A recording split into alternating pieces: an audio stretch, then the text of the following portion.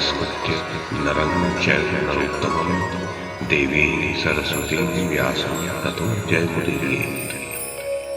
ओम नमो भगवते वासुदेवाय। ओम नमः पितामहाय। ओम नमः प्रजापतिभ्यः। ओम नमः कृष्णद्वैपायनाय। ओम नमः सर्वविघ्नविनायकेभ्यः।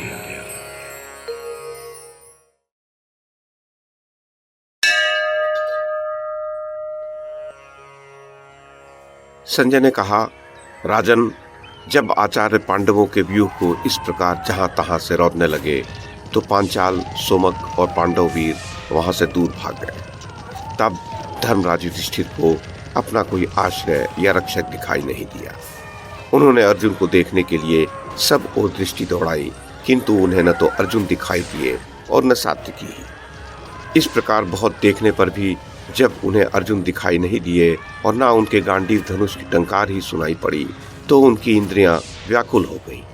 वृष्णि वंश के प्रमुख महारथी सात्विकी को भी न देखने के कारण धर्मराज युधिष्ठिर का एक एक अंग चिंता से संतप्त हो उठा।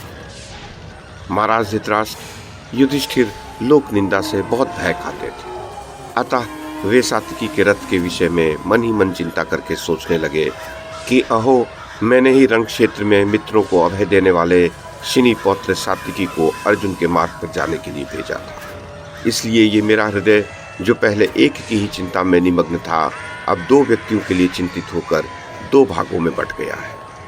इस समय सात्विकी का भी पता लगाना चाहिए और अर्जुन का भी। मैंने अर्जुन के पीछे तो सात्विकी को भेज दिया, अब सात्विकी के पीछे किसको युद्ध भूमि में भेजूं? यदि मैं युद्धान की खोज न कराकर प्रयत्न पूर्वक केवल अपने भाई का ही अन्वेषण करूंगा तो संसार मेरी निंदा करे।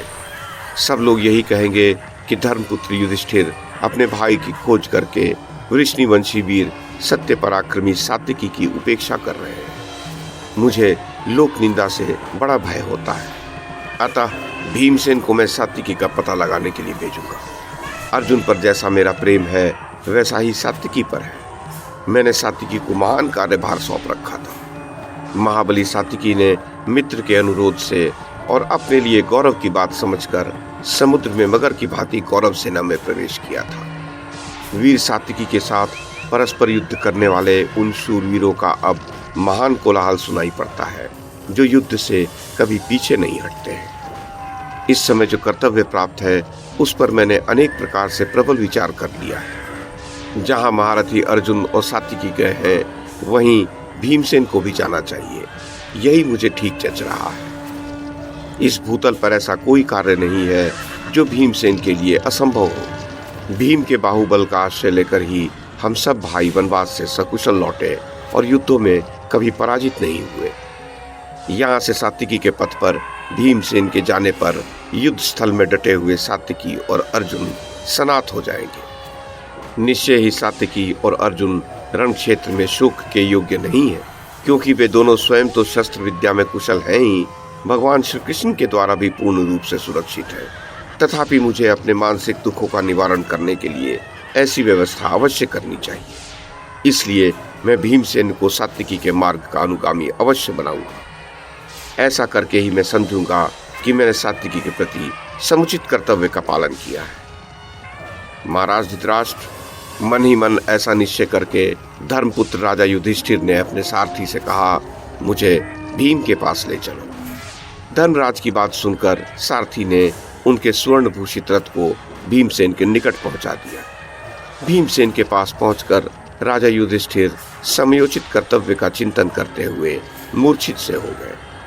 तदुपरांत राजन, मोहाविष्ट हुए कुंती पुत्र राजा युधिष्ठिर ने भीमसेन को संबोधित करके कहा, भैया भीम, जिसने रथ पर चढ़कर अकेले ही देवता, गंधर्व और असुरों को परास्त कर दिया था, आज तुम्हारे उस छोटे भाई अर्जुन का मुझे कोई चिन्ह दिखाई नहीं दे रहा है। नरेश्वर, धर्मराज को इस प्रकार घबराते देखकर भीमसेन ने कहा, राजन, आपकी ऐसी घबराहट तो पहले मैंने कभी नहीं देखी और न सुनी ही। पहले जब कभी हम लोग दुख से अधीर हो उठते थे, आप ही हमें ढाढ़स बंधाया करते थे। महाराज, इस संसार में ऐसा कोई कार्य नहीं है जिसे मैं न कर सकूं अथवा असाध्य मानकर छोड़ दूं। आप मुझे आज्ञा दीजिए और मन में किसी प्रकार की चिंता नहीं कीजिए।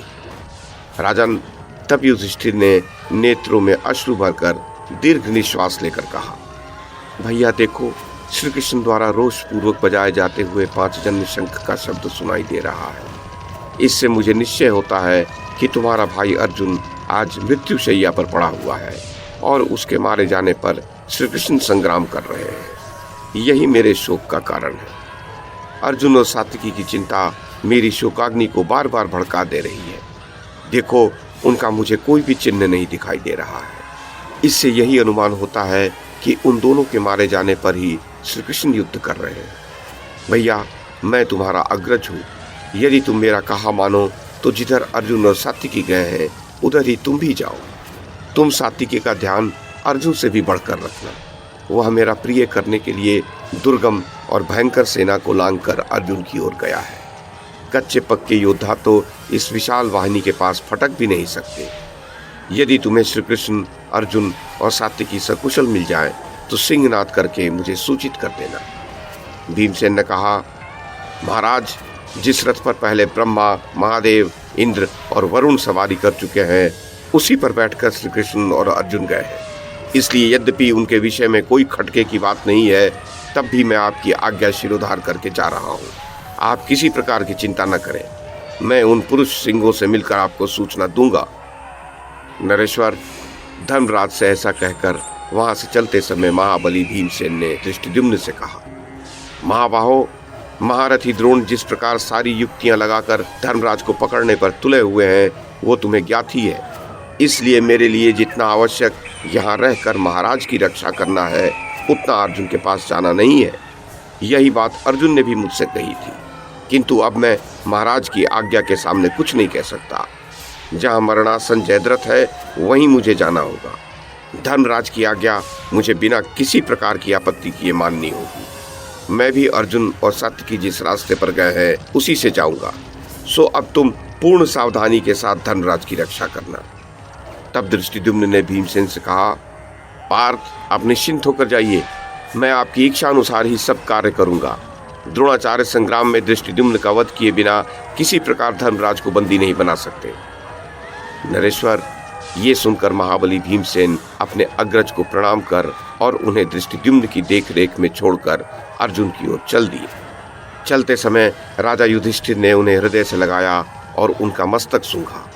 तदनंतर पूजित एवं संतुष्ट चित्त हुए ब्राह्मणों की परिक्रमा करके 8 प्रकार की मांगलिक वस्तुओं का स्पर्श करने के पश्चात भीमसेन ने कैरातक मधु का पान किया।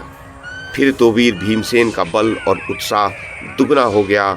उनके नेत्र मद से लाल हो गए। उस समय ब्राह्मणों ने स्वस्ति वाचन किया, जिससे विजय लाभ सूचित होता था। उन्हें अपनी बुद्धि विजयानंद का अनुभव करती सी दिखाई दी। अनुकूल वायु चलकर उन्हें शीघ्र ही अवश्यंभावी विजय की सूचना देने लगी।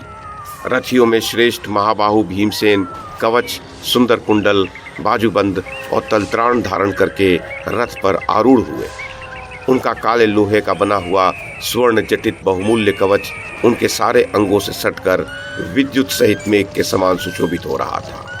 लाल, पीले, काले और श्वेत वस्त्रों से अपने शरीर को सुसज्जित करके कंठ त्राण पहनकर वे इंद्रधनुष युक्त मेघ के समान शोभा पा रहे थे।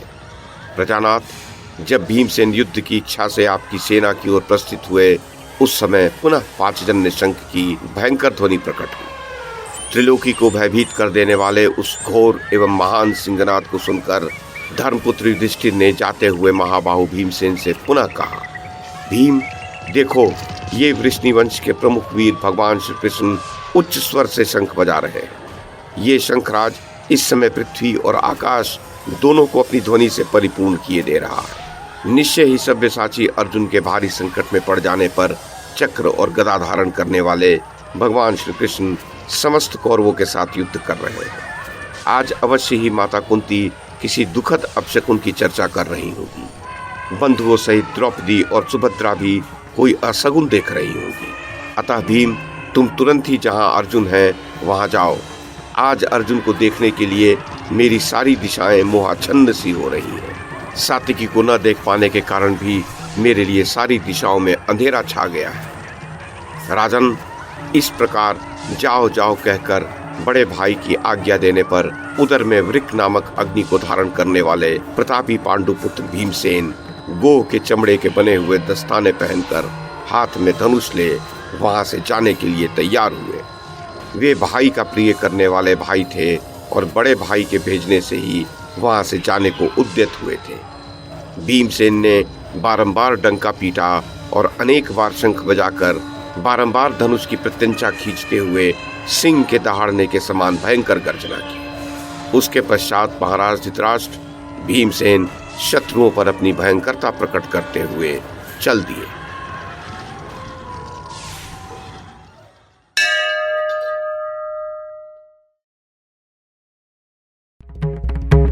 YouTube के माध्यम से महाभारत की कथा को एक श्रृंखला के रूप में प्रस्तुत करने का हमारा ये प्रयास यदि आपको सराहनीय लगा हो तो कृपया इस कड़ी को लाइक और शेयर करें, चैनल को सब्सक्राइब करें और बेल आइकन को दबाएं। साथ में अन्य लोगों को भी देखने के लिए प्रेरित करें।